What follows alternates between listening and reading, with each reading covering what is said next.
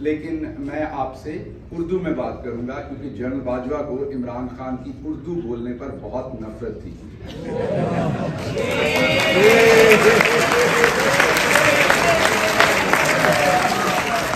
ना सिर्फ जनरल बाजवा को बल्कि उनकी जो बेगम है वो हमारी बहन है, हमारी बाजी हैं जनरल बाजवा साहब की।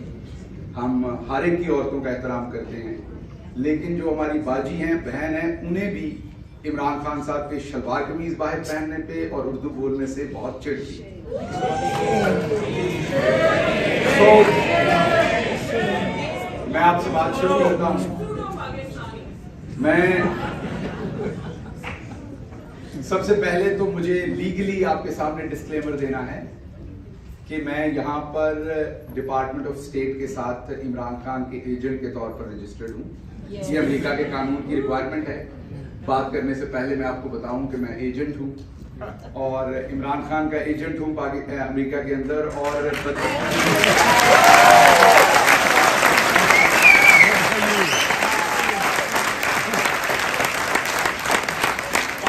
पाकिस्तान के अंदर जब जियो टीवी ये खबर देता है तो वो मुझे अमेरिकी एजेंट कहता है।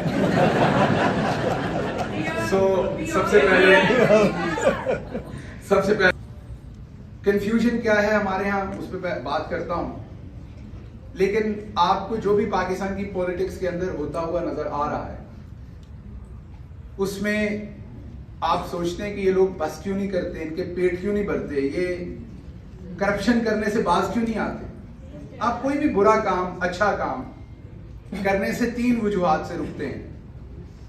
पहली, आपको अपने रब का डर होता है, जो भी आपका मजहब हो।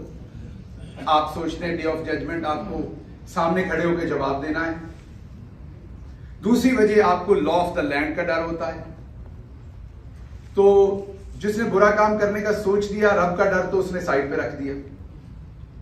लॉ ऑफ लैंड पाकिस्तान का जो है वो करप्शन को कभी भी गलत नहीं समझता। कौन नहीं समझता लॉ ऑफ द लैंड आज है कौन, वो आप सबको पता है। अगर आपको कुछ गलत फहमी थी, पंजाबी च कहते ने भलेखा सी, तो वो पूरा हो गया। So law of the land जो है वो करप्शन को बुरा नहीं समझता। तो फिर एक ही चीज रह जाती है इन दोनों चीजों के माइनस होने के बाद, और वो चीज रह जाती है आपके लिए सोशल एम्बैरसमेंट, कि सोसाइटी बुरा समझे उस चीज को। हमारी सोसाइटी बहुत अजीब है, हर अच्छा काम करने को बुरा समझती है, हर बुरा काम करने की इजाजत है, हर अच्छा काम करने की इजाजत नहीं है। आपने अभी कभी अपने अम्मा अब्बा को एक दूसरे का हाथ पकड़ के चूमते देखा? उसकी इजाजत नहीं है हमारे कल्चर। ये हंसने की बात नहीं है, ये बहुत सीरियस बात मैं आपसे कर रहा हूं। आप कोई भी लव एक्सप्रेशन हमारी सोसाइटी में नहीं दे सकते, लेकिन आप अपनी बेगम के साथ सरेआम जहां दिल करे लड़ाई डाल सकते हैं, बदतमीजी कर सकते हैं, फड्डा कर सकते हैं। सो वो एक्सेप्टेबल है, दैट इज एक्सेप्टेबल नॉर्म। लेकिन आप अपनी बेगम के गाल को टच नहीं कर सकते सबके सामने, मुसीबत हो जाएगी। So it's a confusion, the society is in confusion. वो भले रिलीजियस लेवल पे है, वो भले सोशल लेवल पे है। फिर एक सर्टन टाइप की पर्सनैलिटीज है। आप सब जो पढ़ी लिखी क्लास थी, उनकी कंफ्यूजन क्रिएट की बड़े घर में कि सियासत बुरी चीज है, गंदे लोगों का काम है, रहने दीजिए, ये राणा सनाउल्लाह को करने दीजिए। ये इसी तरह के लोगों का काम है। आपकी बड़ी बड़ी मूछें होनी चाहिए। आपकी बेगम भी रात को सोए हुए उठ के आपको देखे तो उसका तरा निकल जाए। आपकी इस तरह की शक्ल हो तो आपको सियासत करनी चाहिए। अगर आप पढ़े लिखे हैं, आपको कुछ इंसानों का खौफ है, फिक्र है, तो सियासत आपका काम नहीं। इस वजह से मैं पाकिस्तान की पढ़ी लिखी क्लास, पाकिस्तान की औरतें, हमने पिछले 50-60 साल से फातिमा जिन्ना के जाने से जो उनके साथ किया गया, और किसने किया वो भी आपको पता है, वो भलेखा भी आपका अब निकला है। फातिमा जिन्ना साहबा के जाने के बाद से पाकिस्तान की औरतें सियासत से अलग हो गई, मिडिल क्लास अलग हो गई, पढ़े लिखे लोगों को भुट्टो साहब ने अलग कर दिया। उन्होंने बहुत अच्छे काम किए, उनके साथ जो हुआ मैं उनके साथ हूं, हमदर्दी है मेरी। लेकिन पढ़े लिखे लोगों को सियासत से उन्होंने अलग कर दिया। रही सही कसर नवाज शरीफ ने आके पूरी कर दी। आप सबने आउटसोर्स कर दी पॉलिटिक्स। आपने कहा हम डॉक्टरी करेंगे। पाकिस्तान का फाइनेस्ट ब्रेन जो है, हम जब पढ़ते थे स्कूल में, सबसे फाइनेस्ट ब्रेन जो है वो मेडिकल कॉलेजेस में जाता था, finest, top of the top. अच्छा, उसके बाद इंजीनियर्स बनते थे, उसके बाद जो रह गए वो ब्यूरोक्रेसी में जाएंगे, और जो बिल्कुल रह गए वो प्रोफेसर और फौजी बन जाएंगे। तो पाकिस्तान का फाइनेस्ट ब्रेन मेडिकल कॉलेज में, मेडिकल कॉलेज से निकला, मेडिकल कॉलेज के अंदर भी फाइनेस्ट ब्रेन, इधर भी वो शूदर ही समझते हैं माजरत के साथ दूसरों को, किंग एडवर्ड वाले और आगा खान वाले। तो जो फाइनेस्ट है वो किंग एडवर्ड की क्वींस ले गई और आगा खान ले गया, उसके बाद मेरी तरह के किसी और जगह पर पहुंच गए। आप खामोश होकर सुनेंगे तो you will enjoy more, if you listen my speech you will enjoy more. So Aga Khan और किंग एडवर्ड में चले गए, वहां के जो फाइनेस्ट थे वो अमेरिका पहुंच गए। अब जो अमेरिका पहुंच गए, शुरू में तो हॉस्पिटलिस्ट बने, शुरू में तो वो शिफ्टिंग की। मेरे क्योंकि सारे दोस्त, जब मैं पोस्ट डॉक कर रहा था तो मैं उधर ट्रेनिंग ले रहा था अमेरिका के अंदर, मेरे दोस्त सारे जो है वो हॉस्पिटल की ट्रेनिंग ले रहे, तो वो 35-36 हजार 40 हजार वाली जो तनख्वाह होती है वो हमने इकट्ठे जी हुई है। तो उस टाइम वो मुझे बताया करते थे बस 2 साल है फिर मर्सिडीज आ रही है। फिर हमने क्वालिटी सैक पे घर लेना है बड़े वाला, फिर हमने मर्सिडीज और वो लेनी। फिर हमें पता है कि अमीर लोग वेकेशन यूरोप में करते हैं, हमने वो करनी। हमने बच्चों को आईवी लीग पहुंचाना है, अंग्रेज बनाना है, लेकिन शादी वो हमारी मर्जी से करेंगे। हमारी कंफ्यूजन की इंतहा नहीं है कहीं। हम चाहते हैं कि हम अपना अम्मा अब्बा से बात पश्तो और पंजाबी में करते हैं, अपनी बेगम से बात उर्दू में करते हैं, अपने बच्चों से बात अंग्रेजी में करते हैं, और बच्चों के सामने बेगम से लड़ते पंजाबी में हैं। So it's a confusion. ये हम यहाँ ऐसे नहीं पहुंचे, ये हम ऐसे ही नहीं पहुंच गए कि हम यहाँ पहुंचे। अच्छा, अब हमारा प्रॉब्लम क्या है? वो सियासत बुरी चीज है, मैंने नहीं करनी। मैं तो हर साल $2 लाख की फिलैंथ्रोपी करते हैं हम पाकिस्तान में। हमने बड़ा काम किया, हमने वहां एजुकेशन सेक्टर में काम किया, हमने हॉस्पिटल बना दिए। अब मैं लुई वुइटन का बैग ले सकती हूँ क्योंकि मैंने फिलैंथ्रोपी कर दी।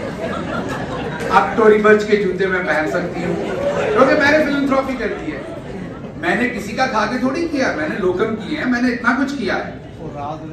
सो हमारा कंफ्यूजन लेवल बहुत हाई है। हमें ये समझ नहीं आ सका कि दुनिया की कोई चैरिटी किसी मुल्क को नहीं चला सकती।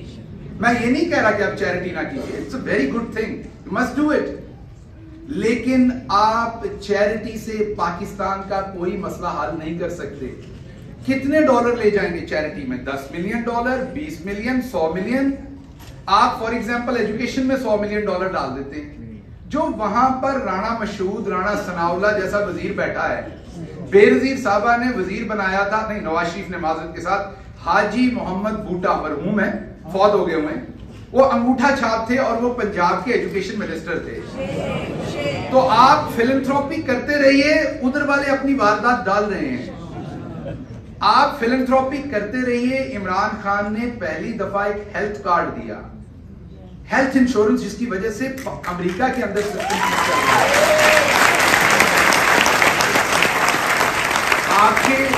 आपके जो साथी वहां पर डॉक्टर्स हैं ना, उनसे आप पूछेंगे तो आपको बताएंगे उनके लिए एक चैलेंज बहुत बड़ा है।